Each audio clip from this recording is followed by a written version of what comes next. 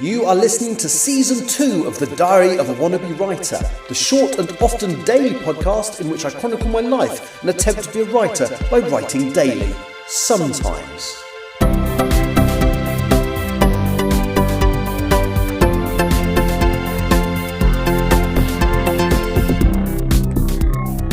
Hello, it's Tuesday the 27th of May 2025 and you're listening to The Diary of a Wannabe Writer. And I seem to have accidentally got into an every other day thing at the moment where I'm doing a podcast every other day. That certainly wasn't my plan. I actually did intend to do one yesterday.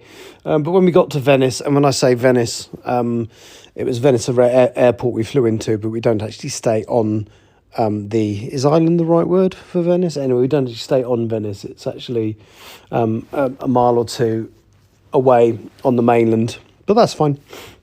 But I didn't do a lot. It was a long day and I was very tired. So I walked up to the supermarket to get some food to shove in the fridge, and basically that was it. That was all I did. And then I slept a lot, which I needed. And so today we flew, because we had 3 flights yesterday. So we flew to Amsterdam and back, which isn't a long flight, admittedly, but still quite a long day. And then, so we did Amsterdam and back, and then into Venice. And then this morning we flew back from Venice and then straight out to Paris and arrived here got to the hotel about 2:30 in the afternoon. So that's cool. And again, I'm just tired. They're long days. We don't get very long here. So I should be out exploring. I'm not. I ordered some room service and I've done a bit of reading. So I'm still reading the Ian M. Banks book, The Player of Games. And yeah, I mean, that's about it. There's not really much more I can say. Yeah, so I'm just going to go count to 78,203 in the next 6 minutes. No, I'm not really going to do that. So I haven't done any writing, just been too tired.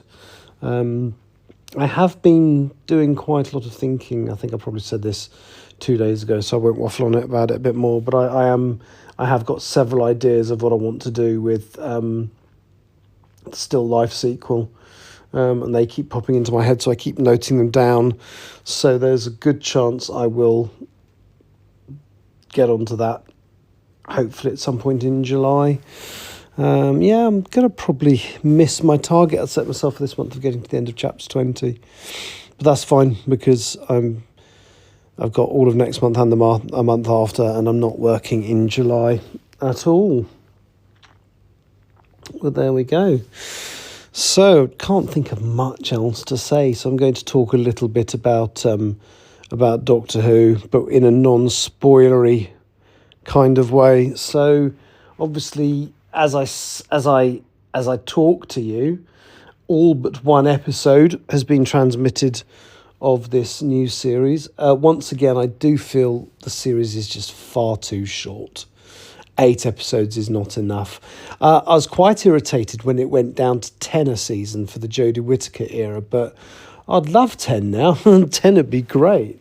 Because when it came back with Christopher Eccleston, there were 13 that year. And then the following year, we actually got... the following batch of episodes, there were actually 14, because we got the full 13 plus a Christmas special. And that, in the main, seemed to be the pattern for the next few years. We'd effectively get 14 episodes a year. The 13 broadcast episodes and a Christmas special. There'd be the odd year where they took some time out and we didn't get as many. And then it stayed like that, even through the Matt Smith era for the first 7 series. And it wasn't until series 8 it dropped down to 12 episodes a year instead of 13, but still with a Christmas special, so there was still 14. And that stayed as the standard basically throughout the Peter Capaldi era. Then it dropped down to 10 a year for Jodie Whittaker. And in fact, the final year she did, because of COVID, was only 6. So, hey, at least it's not that short. Although, weirdly, that was all one big story and it felt quite cohesive, but never mind. Now we're down to 8 a year plus a Christmas special. Although, of course, there probably isn't going to be a Christmas special this year because they're basically waiting for this season to finish broadcasting, which in theory is which is on Saturday, for the announcement or for the decision from Disney whether they're going to commit to putting money into more series. But if they do, they're still not going to get anything shot for this time next year. So it will be off air to at least 2027, which is kind of at odds with what Russell T Davies said he wanted to do, and that's produce a series every year. But there we go. So that's the way that's panned out. The other thing that they have said is going to happen is, as well, there's all sorts of speculation about what's going to happen in this final episode. There's the press are wildly speculating that the Doctor's leaving, that Ncuti Gatwa's left. They've already shot a regeneration. But it's interesting because last year he got into trouble because he said he was starting to film his third season this summer, which is coming up. And he said that on Graham Norton, but because that wasn't in line with the message they were sending, they were waiting for a renewal. It was actually cut out of the broadcast, although several people were in the audience and heard it, and it was reported by the media at the time that he was doing the third season. And now they're saying he's not, and he's already filmed a regeneration. Well, they both can't be true. And he has said, he's doing the third season in front of an audience. The only thing, unless something's changed, because there were some reshoots and bits and pieces filmed in January this year, which was after he did that interview on Graham Norton. So who knows? Who knows what's going to happen? But we'll find out. I mean, what is interesting is that the episode is... every other episode this year has been available from 8 a.m. on its day of transmission on iPlayer. But they're so keen that the resolution of this one is not spoilt for anybody. It won't go onto iPlayer until it literally as soon as it transmits, and Disney Plus. So Disney Plus would normally get it at the American equivalent of 8 a.m. Simultaneously, basically. But that's not happening this time. They're not dropping the episode. It literally gets put. It gets put onto Disney Plus and onto iPlayer at exactly the same time it's transmitted. So there's a spoiler. There's something big happens, but we have no idea what. The other thing, apparently, there is going to be a trailer at the end of the episode for the new spin-off, which is called The War Between the Land and the Sea, which is set in UNIT. Again, we don't know when it's being transmitted, but the fact they're putting a trailer out after this suggests that hopefully it'll be this year.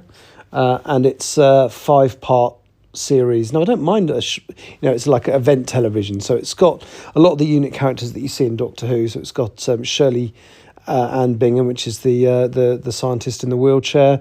You've got Kate Lethbridge-Stewart, and you've got the bearded, and I can't remember the character's name, which is very bad of me, but the bearded soldier guy who's been in quite a few episodes all the way back to when David Tennant was last in it.